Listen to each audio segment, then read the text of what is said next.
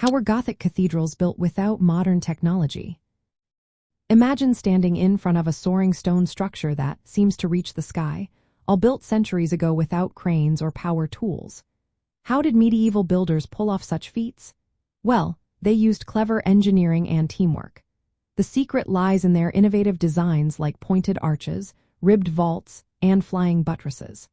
These features helped distribute the heavy weight of the stone ceilings and walls so they could be thinner and taller. Builders started with careful planning, choosing strong stones like limestone that could last hundreds of years.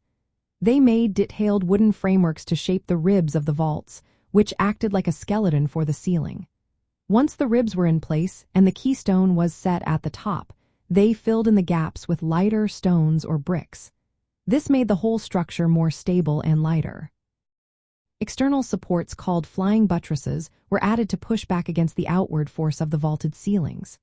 These supports transferred the pressure down to the ground, allowing the walls to be thinner and filled with large stained glass windows that let in beautiful light. The pointed arch was a game changer because it directed the weight downward instead of outward, unlike the rounded Romanesque arches. This innovation meant they could build taller and more elegant structures. Building these cathedrals was a slow process that could take decades or even centuries.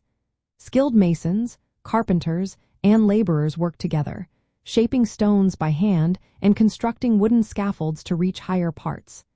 Every step was guided by master builders who knew how to balance beauty with strength.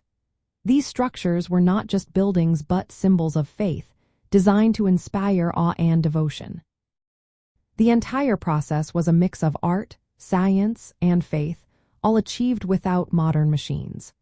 In the end, these ancient builders created monuments that still stand today, showing how human ingenuity and teamwork can overcome even the biggest challenges.